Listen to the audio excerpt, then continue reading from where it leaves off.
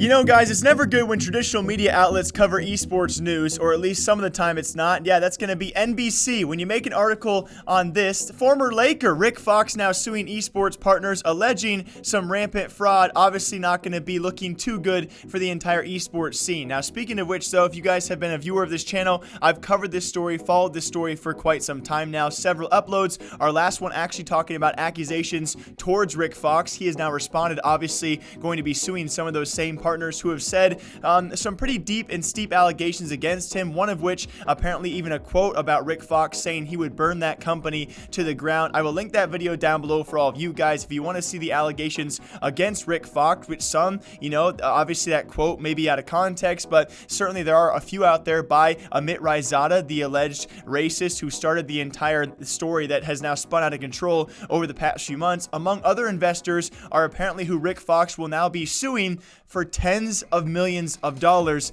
and this just gets crazier and crazier. I've covered this story so many times, and we just keep on getting more and more increments. This will probably be the last time, though, until this actually does go to court, and we see who is telling the truth. And right away, I want to touch on three parts here, guys. Three main parts. If you want the deep dive on the story, I have other videos on this, but the three main allegations, the first of which Rick Fox brings up right off the bat, is the racist allegations, which, by the way, Amit Raizada has already admitted to, but Rick does claim yet again that was the reason why Riot forced these guys to sell their franchise spot for the LCS, that being Echo Fox, eventually being sold for, I believe, right around $33 million to evil geniuses who have now taken that slot. Rick Fox right away says it was the reason why the racist allegations were the reason why that spot was actually forced to sell. If you guys do remember, though, Amit Raizada plus apparently a few investors have actually accused Rick Fox that's not true. He's lying about this, and that apparently it was outstanding debt by Echo Fox and not having enough cash on hand, amongst other reasons why Riot was actually forcing them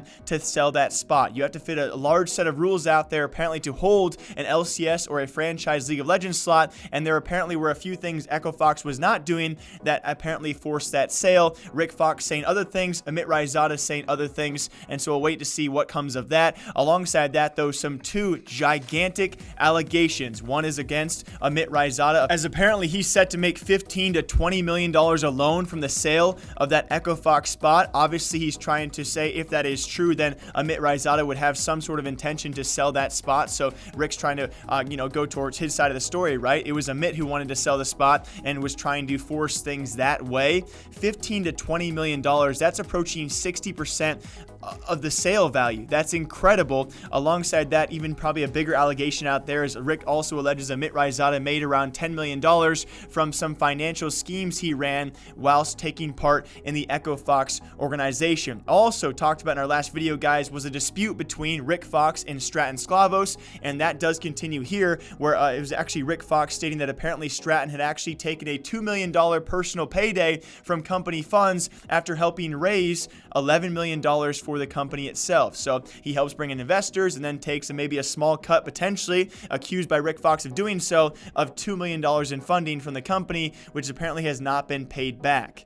These are steep allegations. These are very serious allegations, and either party here has made a lot of these, and if they're not going to be true and not be proven, well, there will be repercussions. So it's crazy to see all three of these parties, all three or four of these parties. We have several investors now. We have Rick Fox on another side on top of that, making all of these brash allegations, and certainly eventually one day we will find out who is telling the truth when that does come to fruition. Whew, this is crazy. I never thought of all the organizations out there, Echo Fox would be the one to be involved in this financial crisis in terms of just how much money was being passed around and being passed to hands. Maybe it should not have been. Either way, I will stick to my point. I talked about this last episode, guys. No matter what happens here, no matter who wins, I think the community is clearly backing Rick Fox. I think it's a fair statement to say. I don't know which side is correct here. That will certainly come out as well once this does go to court. But it's crazy. I will stick to it. Echo Fox is done. It is very clear all the investors, once this is done and parted ways, all of the investors are going to steer clear of this organization. They won out. They've already sold their biggest franchise spot, their only franchise spot, and their biggest asset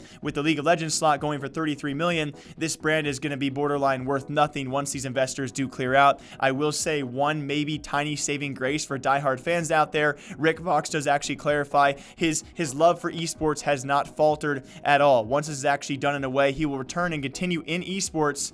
But again, all of this has to be cleared up first, and so we will see what happens happens in the future of this court case. I will keep you guys all posted about this. Several allegations right now on both sides of this story, which continues to be very crazy around Echo Fox. Until next time, my name is Jake here at Esports Talk, breaking down esports and gaming news all day long. If I don't see you guys back here till Monday, have a great, safe weekend. Be safe. Be nice to each other, okay? All right, see ya.